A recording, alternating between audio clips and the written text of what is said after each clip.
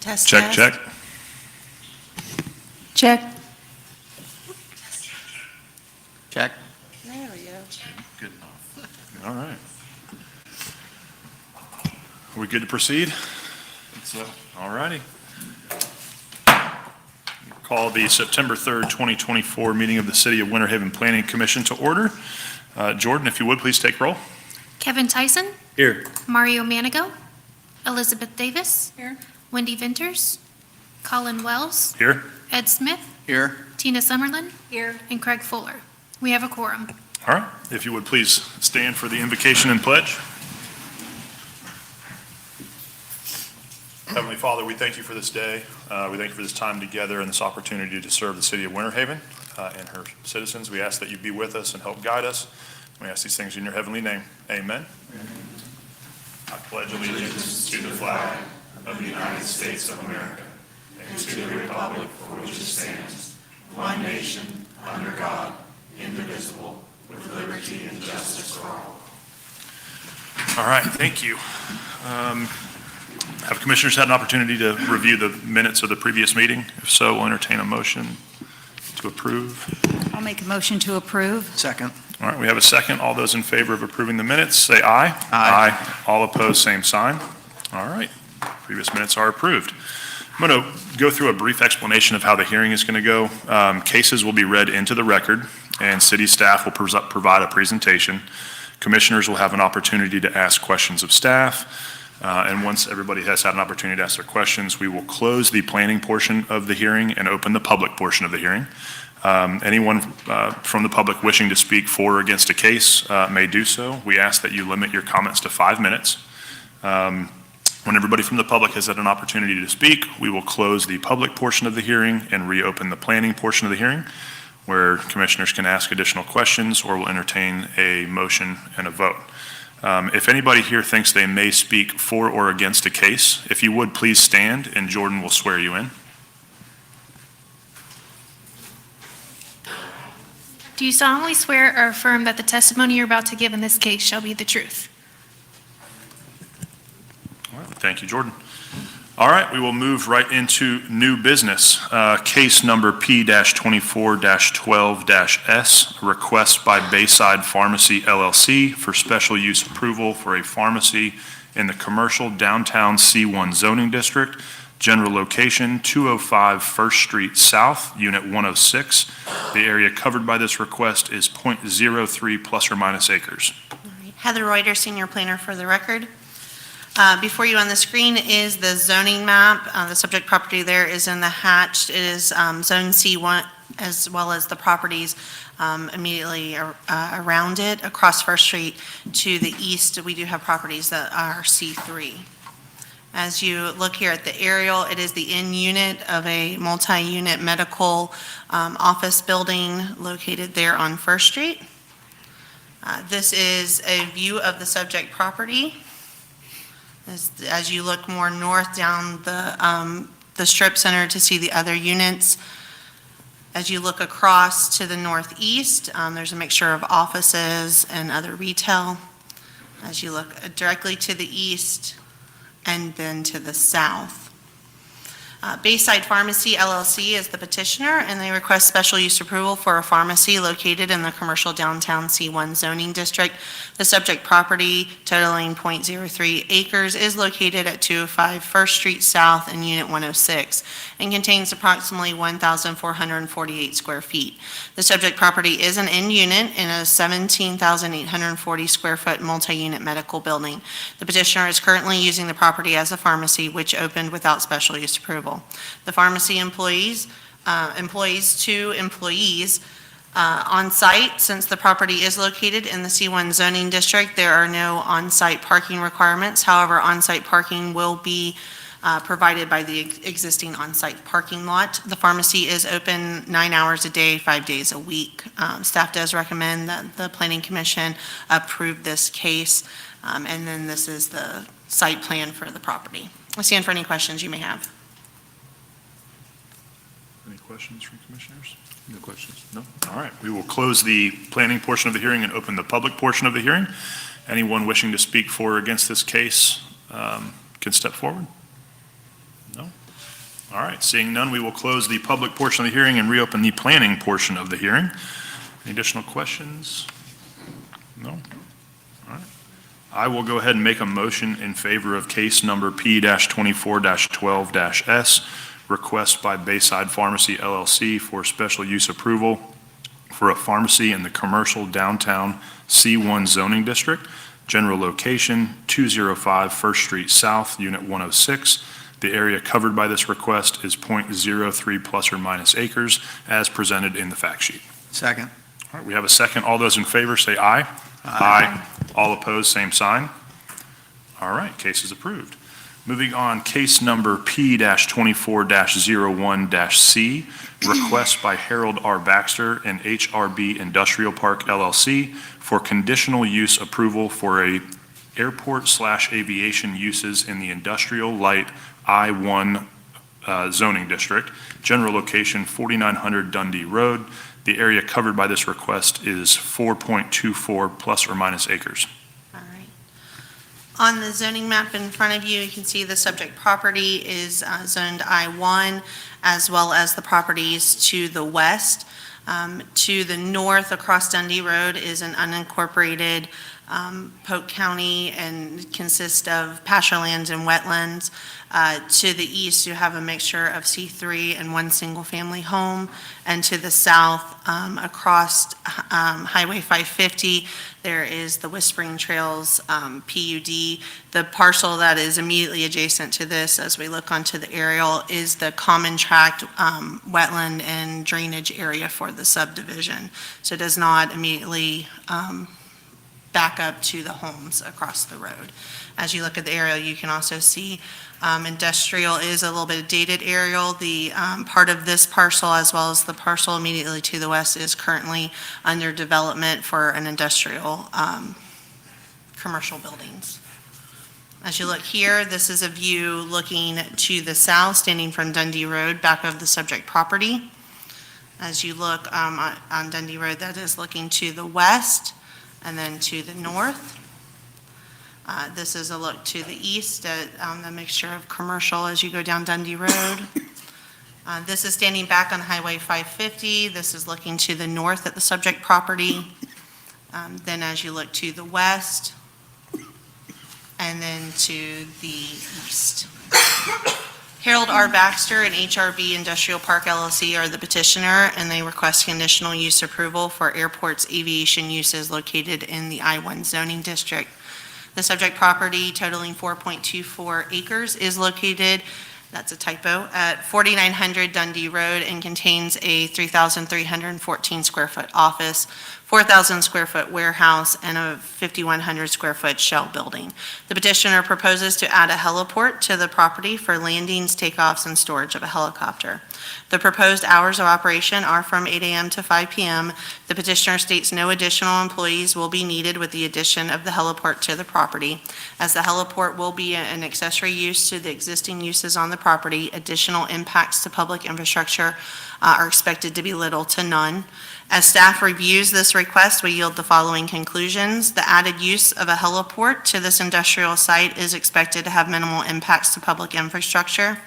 The petitioner's request is consistent with the mixed-use character of the Dundee Road corridor and the existing industrial designations on the property, and staff has provided proposed conditions to limit the impact to the residential uses in the vicinity of the subject property. Therefore, staff does recommend the Planning Commission recommend approval of P2401C subject to the conditions in the agenda packet, and it's forwarding to the City Commission for final action. And this is the provided conceptual plan for the property. I stand for any questions you may have. For a point of clarification, the screen said 4,600, but it actually is 4,900? That is correct. Any additional questions? No. No? All right. We will close the planning portion of the hearing and open the public portion of the hearing. Anyone wishing to speak for or against this case? You can step forward. Ask maybe to start with the applicant.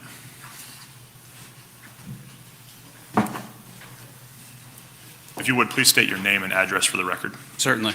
Sean O'Connor, 4900 Dundee Road, Winter Haven. Good evening, Commissioners. I am here on behalf of the applicant, Mr. Baxter, and HRB Industrial. We appreciate you taking the time to hear this request for us. I'm also accompanied by Mr. Gabriel Armas, who is part owner of the Rotor School, so teaches how to fly helicopters, can answer any technical questions. We'd appreciate a favorable vote tonight, and I can answer any questions you might have, or Mr. Armas can. All right. Thank you. Thank you. Anybody have any questions? No? Okay. All right. Please state your name and address for the record. William French, 2797 Whispering Trails Drive, Winter Haven, Florida, 33884. My house backs up directly to this property. These people fly these helicopters directly over our houses. It shakes the houses. The noise is very loud. I don't want this there. What happens if something happens to one of the helicopters and it crashes into a house? I have serious concern about it. I don't want it there. Thank you. Thank you for your comments. Go ahead.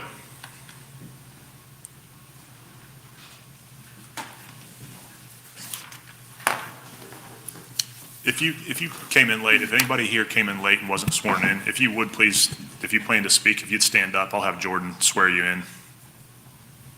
Anybody else? No? Were you sworn in? No? If you would. Do you solemnly swear or affirm that the testimony you're about to give in this case shall be the truth? Yes. Thank you. If you would, please state your name and address for the record. Ed Montesano, 28 at 4 Whispering Trails Drive. I'm right across the street from the other man that just spoke to you. And I'm concerned, we were not even here, but at my cousin's, which is about 3 miles from here, and heard this helicopter, and it was shaking at that area too. We hear it here. Now, what happens with the bad weather that we have here, for argument's sake, hurricane season? And that's dangerous. I mean, it's bad enough that they're here and so close, let alone anything happening with the weather. It's bad.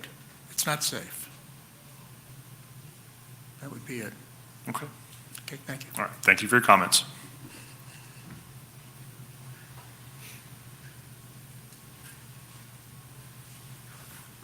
Marie Alvarez Paget, 2801 Whispering Trails Drive, Winter Haven, 33884. So my home is also backed up to the property, and aside from the obvious safety concerns, I work from home, and it's very disruptive. Our windows shake. If my door is open, like, it's going to slam shut. I can't have my dogs outside. They go nuts. I can't sit outside while the helicopter's coming. We immediately have to go inside because it's so loud, unless I have ear protection out there. I mean, it's as loud as a freaking lawnmower. I don't want this helicopter pad, I apologize, but not that close to our homes. Thank you for your comments.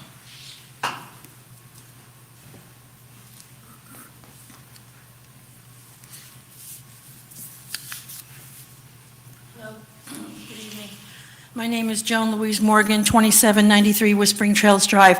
I've lived in Winter Haven since 1971. I've seen a lot of changes, good and bad, and I'm not too happy about this one. We do have an airport. We do have other aviation-type centers in town or around town. We have Linder Field in Lakeland. Now, that doesn't deter from the fact that I am for free enterprise and business and all that. However, I live on the corner of that area, right there on the corner. And I thought I was in an episode of MASH, because with all the helicopters flying around, and my other neighbors have really made that sentiment clear. The windows shake, I have a dog, she gets scared. I'm afraid of, and don't say this wouldn't happen, because it has happened before, they fall from the sky, okay? It's called gravity. God forbid. We have gas and we have electric, and I don't want to have anybody hurt, killed, or whatever, especially in my neighborhood here, all right? We have a small neighborhood, and it's been peaceful, and my backyard looks to the field, and the yard over here is all the free clearing, all the trees and all that stuff. And I have gone back out there playing with my dog and all that, and then looking up in the sky, I'm like, where are the helicopters coming from, you know? But it is kind of concerning, okay? It's deeply concerning because, and again, I apologize to these gentlemen for, you know, their business. And then the other thing is a Publix is coming right down the block. I mean, how much more industry do we need in this town? Enough is enough, you know? I mean, come on, guys. Let's bring it back to the 70s here, and let's make it peaceful. That's why people come down here to retire. And I'm going to put another plug in. Let's get a baseball team here for spring break. Like I said, I've been here since the 70s, all right? And that's all I'm going to say. I'm not in favor for this particular enterprise to happen. Thank you. Good night. Thank you for your comments. Heather, can you share, you had mentioned there's some conditions. Certainly. So the conditions in the agenda packet, 1, the site shall be limited to the storage and flights of 1 helicopter. No other aviation uses shall be permitted. 2, the proposed landing area for the helicopter shall be constructed of a hard surface material. 3, takeoffs and landings of the helicopter shall be limited to the hours from dawn to dusk. 4, the petitioner shall be permitted through all federal, state, and local agencies for use of the property as a heliport. And 5, a site plan shall be submitted and approved for the addition of the heliport, and all required improvements shall be made prior to the occupancy and operation of the heliport. Thank you. I appreciate it. I have a couple. Yeah. Are we opening it back up to us? Well, let's see if we have anybody else from the public, and then we'll, no? All right, we will close the public portion of the hearing and reopen the planning portion. Please, ma'am. Yeah, I think that this is a question for the applicant. How many planned takeoffs and touchdowns do you have every day? What's the plan there? Second question, the path. Do you have a anticipated path? Does it go directly over these homes to the west and to the south, or is it taking off more over the pastures to the north? I'm going to answer your second question because I Okay. did speak with our airport director, who did speak to our local FAA DOT office. They will dictate what flight paths. We have no jurisdiction over that, so that's moot at our level. If approved, they will have to go through permitting with FAA. That's what we're talking about with all required federal and state and local agencies. They will dictate the exact improvements and where they can take off and not, and what their flight paths are. We don't have that jurisdiction. I gotcha. That makes sense with weather and other traffic. Okay, first question then to the applicant. How many planned takeoffs and touchdowns will you have a day? Yes, I can speak to that. So typically, one takeoff, one land. I mean, this is not a business venture where we have the public coming and going. This is for private business use. So we have been operating about a mile west of the current location from a property that is approved for the conditional use and also backs up to a residential community. And from a daily standpoint, I mean, some weeks it might be 2 to 3 or 4 days, and then it may go weeks without a single trip. So, Mr. Gabriel there, I don't remember your last name. You are the instructor, so are you anticipating more than one takeoff and landing a day as an instructor? Well, good afternoon, and thank you for taking us, of course. Yes, my name is Gabriel Armas, and I am the director of Rotor School. We do flight training as well.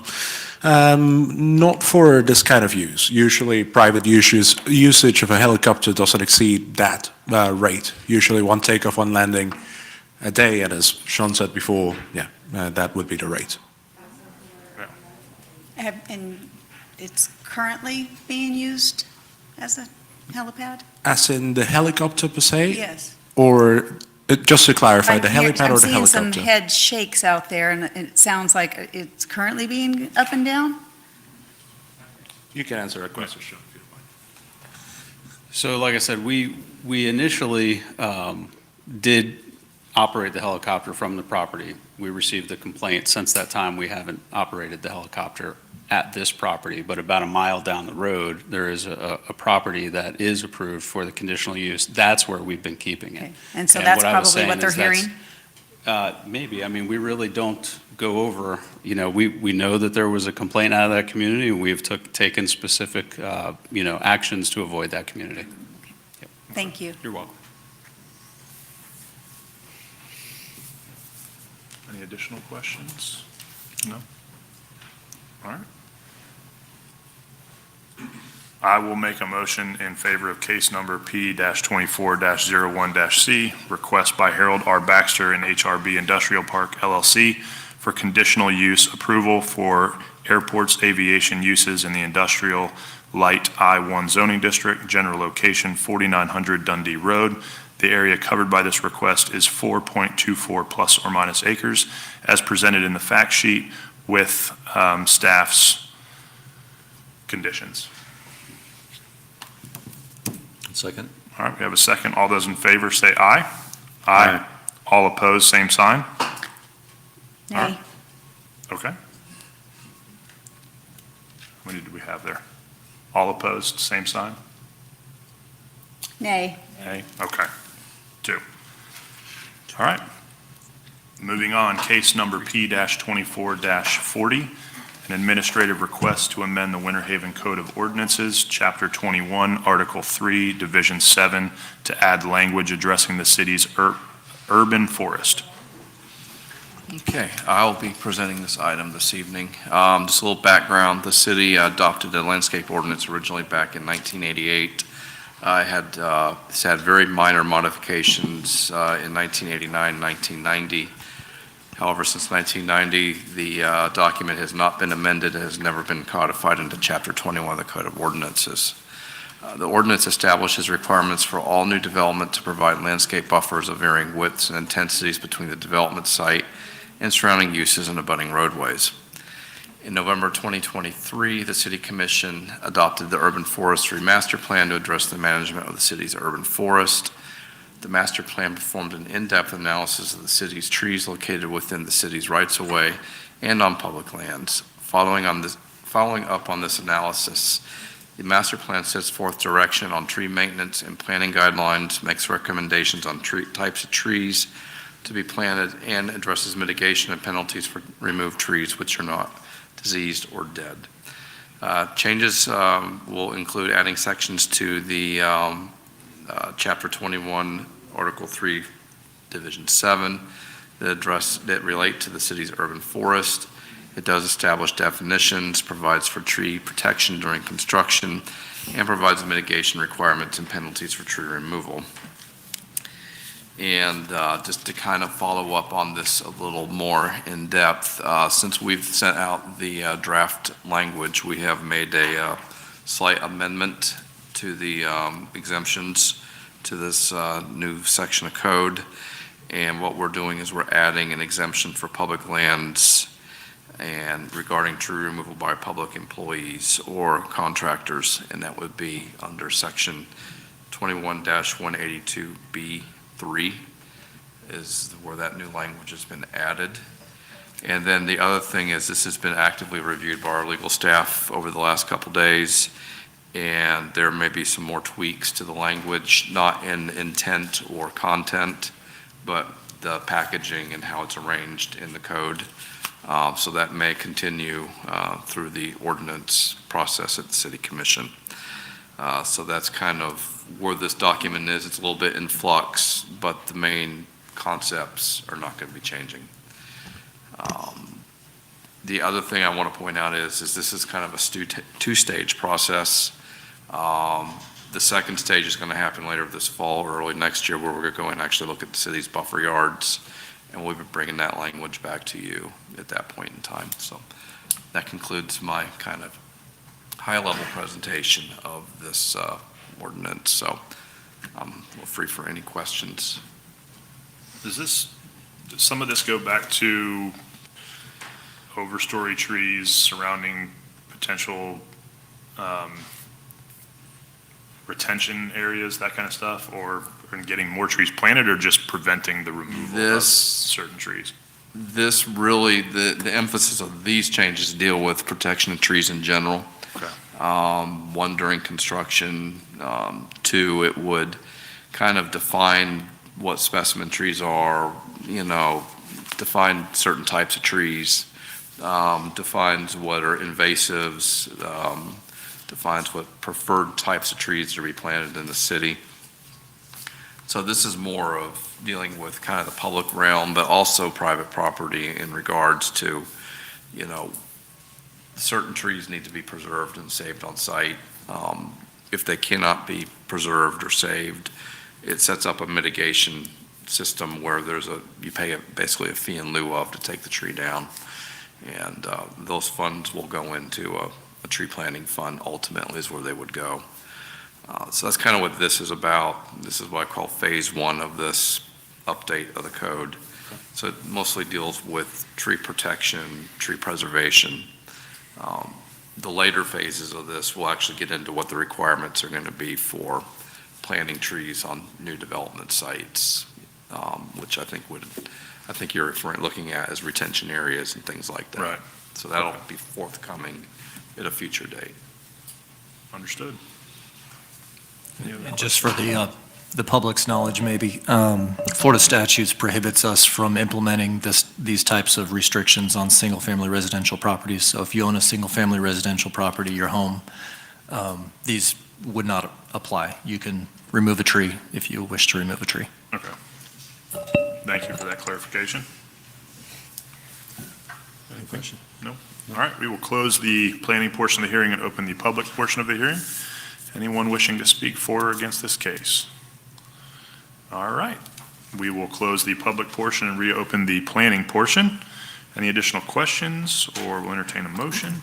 I'll make a motion to approve case number P-24-40, administrative request to amend the Winter Haven Code of Ordinances, Chapter 21, Article 3, Division 7, to revise the city's landscape requirements by adding language addressing the city's urban forest, as presented in the fact sheet. Second. All right, we have a second. All those in favor, say aye. Aye. All opposed, same sign. All right, case is approved. Moving on to case numbers P-24-45 and P-24-46, request by Clausen Trust to assign neighborhood support future land use to an annexed parcel and to assign commercial highway C3 zoning district to the same annexed parcel. General location, 2400 Avenue E Southwest. The area covered by these requests is .91 plus or minus acres. All right. This is the future land use map. As you can see to the south across the CSX railroad tracks, there is neighborhood mixed use hub, and to the southeast, there's neighborhood support, which is what is being requested for this site. Additionally, to the east, there's also traditional neighborhood area. All of that is in white, is located in unincorporated Polk County. As you look at the zoning, there is C3 adjacent to this property as you go to the south along Brecker Highway. And this is the aerial. It is a developed property with a warehouse that has been there since the 70s, with single family and some other commercial uses as you go along Avenue E with the railroad tracks to the south. This is a view of the subject property.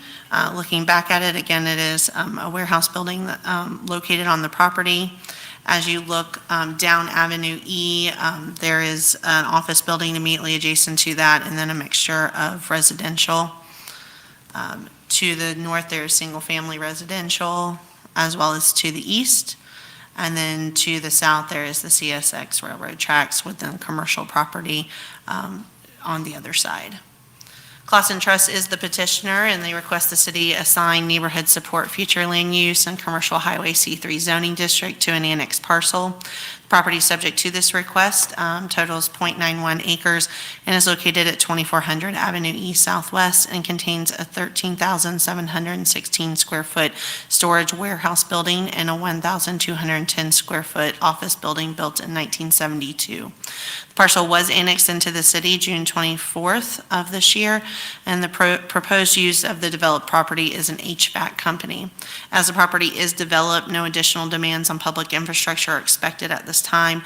Should the property be redeveloped, a concurrency determination will be made at the time the property receives site plan approval and is redeveloped.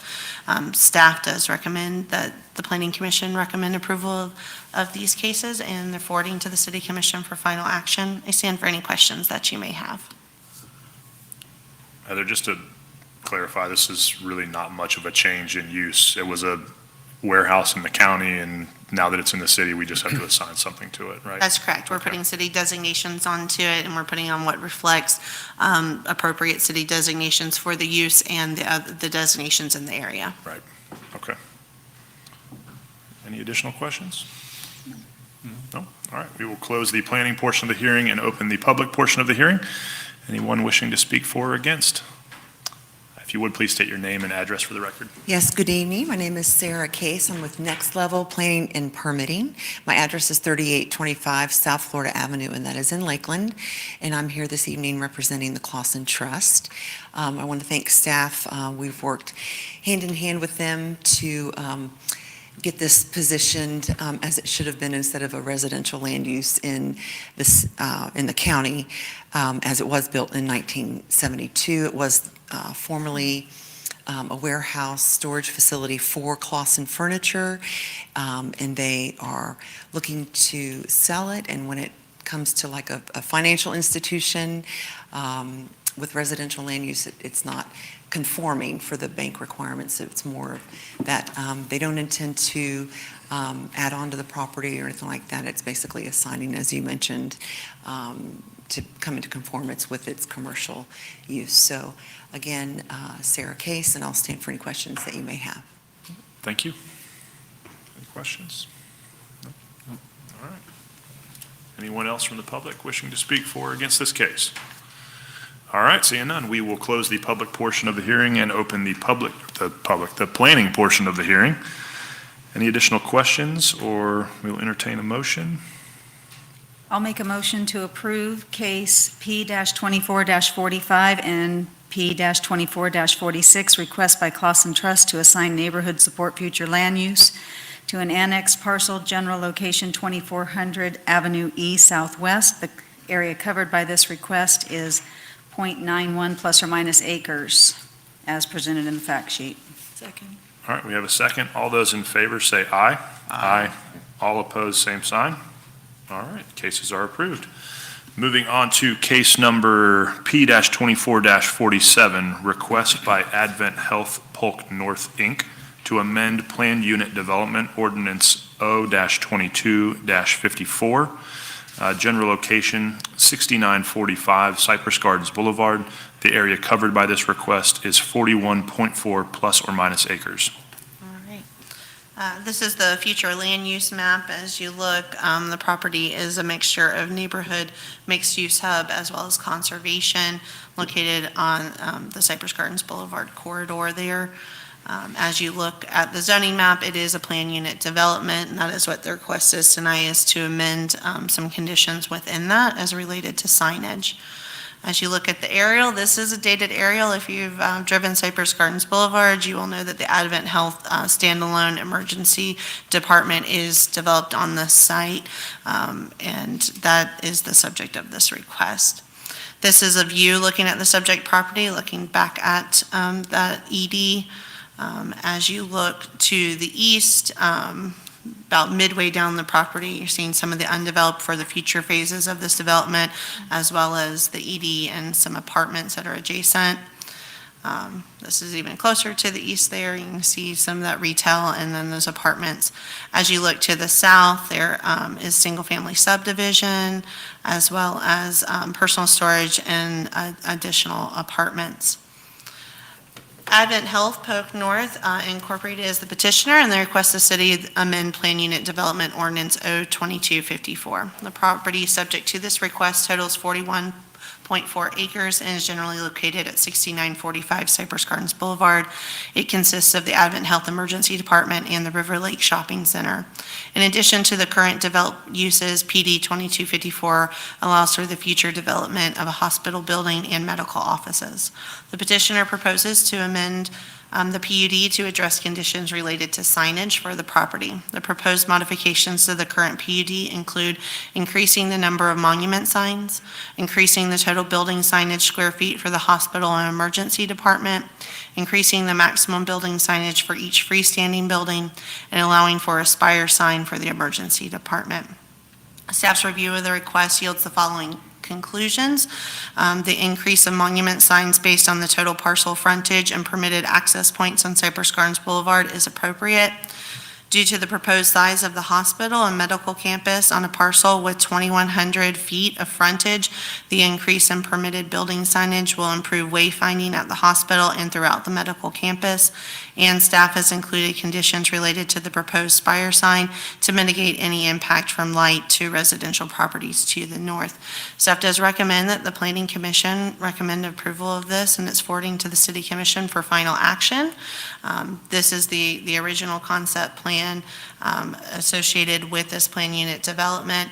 And additionally, we did condition that the spire sign must follow this architectural rendering as you see here. I stand for any questions that you may have. Any questions? No? No. All right, we will close the planning portion of the hearing and open the public portion of the hearing. Anyone wishing to speak for or against this case?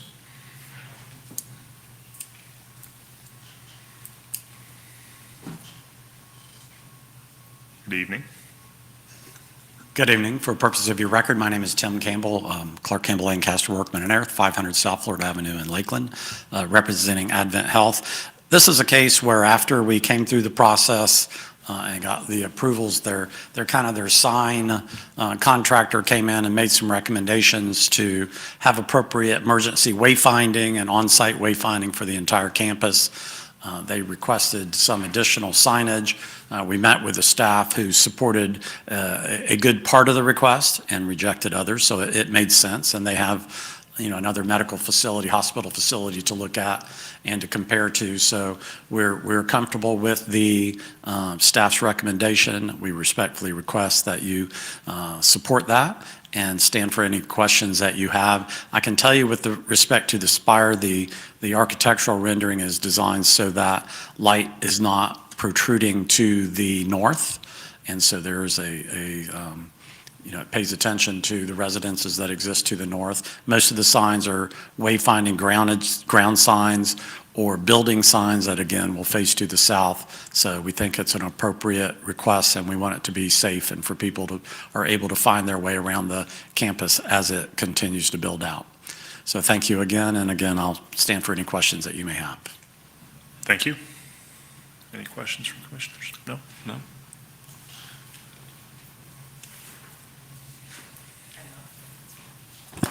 Do you solemnly swear or affirm that the testimony you're about to give in this case shall be the truth? Yes. Hi, my name is Sarah Test, and I actually live north of the hospital there, or emergency room. We've lived there for 34 years, and my biggest concern is, and we didn't know what specifically this hearing was going to be for, is runoff water.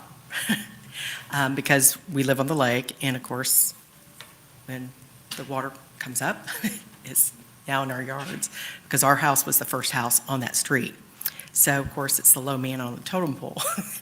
And we've addressed the county, we've addressed the city numerous times about drainage. And there is currently drainage between that lake and a pond across the street from our house, which is right off of River Lake, behind Hill Nissan.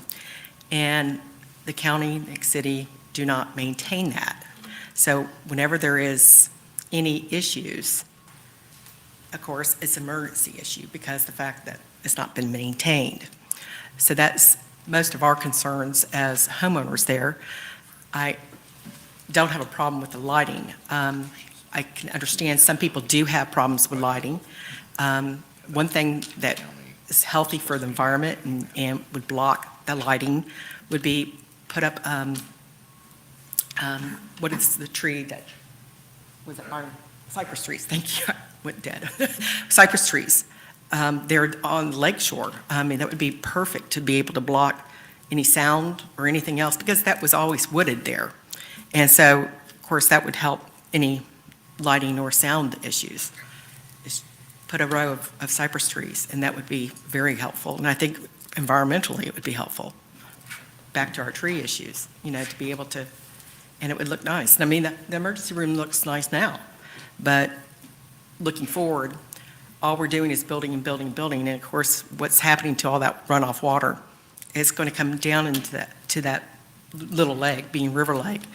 And we were told when we moved there 33 years ago that there is a runoff because we were intelligent enough. We lived in Winter Haven for most of our lives. We grew up here. And there is a drain issue that goes into the chain of lakes underneath Cypress Gardens Boulevard. Well, when we first had drainage issues, we were told that there is one, but it's put in 6 inches too high, and it's tilted in the wrong direction. It's not running towards Lake Winterset. So where is it all going? And like the apartments behind CVS there, when you look at them from the road, you know that they have to be having the runoff water going down towards River Lake. It has to go that way. I'm not an engineer, but by looking at it, that's what it looks like. And, some things we need to think beyond today. Look 10 years from now, 20 years from now, what we're making decisions on. And then we have to maintain it. we can't just fix it today and forget about it for 15 years, and then we have an emergency situation. I know Hill Nissan had pumps out there probably 5-10 years ago because one of the drains collapsed. And right now, I know it's flowing in the wrong direction whenever we have a storm. It's going towards River Lake. So just my 2 cents. Thank you. Thank you for your comments. Eric, are you able to help maybe follow up with some of that request? Go ahead, Tim. Yeah. Yeah, I can help on that. So you have heard, but for the benefit of the lady, that in development, there's something called a match of pre and post. So whatever drainage occurs before development, the Southwest Florida Water Management District makes you design it so you don't release any more water than what is historically drained from the site. The other good thing is an undeveloped site, which is what it has been, will have natural flow without any capture. So as they develop the site, they will create a stormwater management system to capture that water, and so that whatever, it may actually help some, but it will not make it worse because they have to capture all that water. And I just briefly looked just at an aerial for the apartments. We're not involved with those, but I can see a drainage swale along kind of the lakefront where they're doing the same thing. And I don't know how well that works, but as we go through the process and as they go to build the medical office building and the hospital, you'll see more of the landscaping plan as those buildings are built, 1. And 2, you'll see the further development of a master stormwater management system so that you're not seeing more and more water flowing off this property into those lakes and exacerbating whatever issues may exist. And in some instances, you'll see it will help because they have to take those things into account when they're designing it. So hopefully that will be helpful to you and the residents around that lake. Thank you. And I'll add, was it Ms. Test? If you'll give me your contact information after this meeting, I'll follow up. I believe the drainage system and structure that you're speaking of is over by Hill Nissan. And the county is the maintenance entity on that, and I will follow up. Yeah, and I will follow up with the county on that and get some more information on that particular drainage structure and what it's doing or not doing. And I'll relay that information and who I spoke to with the county back to you. Yes, sir. Anybody else from the public? Thank you. My name is Kevin Goulet. I live at 803 Reflections Loop East, right across the street from that. When I open up my back door, I look at that, don't like it. I have ambulance flashlights, headlights coming into my bedroom at 11 o'clock at night. That light hadn't been on since it opened. All of a sudden last week, that beacon of light is cutting through my house like a hot knife through butter. Don't like it. I lived in the middle of a construction heck for the last year and a half. My house is shaking when I'm on vacation, sitting at the house. Don't like it.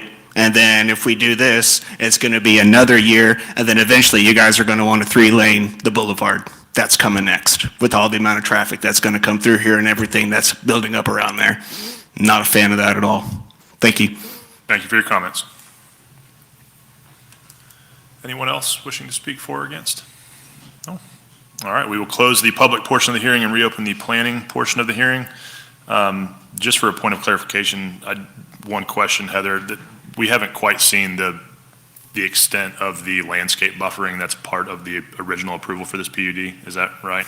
Yeah, it's phased in, so the original site plan was just for the emergency department. So as they go into the additional phases with the hospital and the rest of the medical campus, they'll have to meet the requirements that are within the PUD. Thank you. I appreciate it. All right, any additional questions from commissioners? No. No?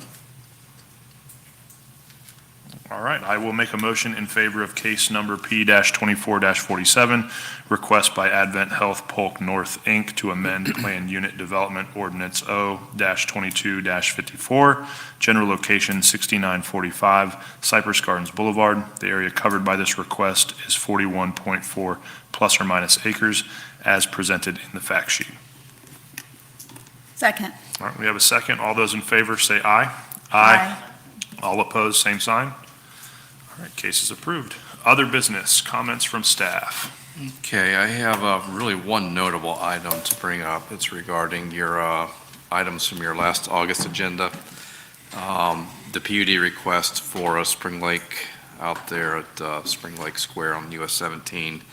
The applicant sent us a letter last week requesting to have that request tabled at the City Commission. So at this time, that's not going to be moving forward. All that. And then lastly, the other items that were on that agenda, they're all in various stages of moving forward through the remainder of their approval process. So that's kind of an update of where you are from August and actually July on some of that as well. So that's all I have. All right. Anything else from staff? No? Comments from planning commissioners? No? No. Comments from the public? All right. We are adjourned.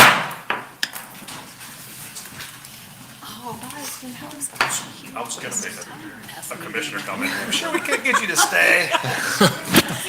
Sean. But my husband's about to start being out of the country for the majority of the next 9 months with no family, with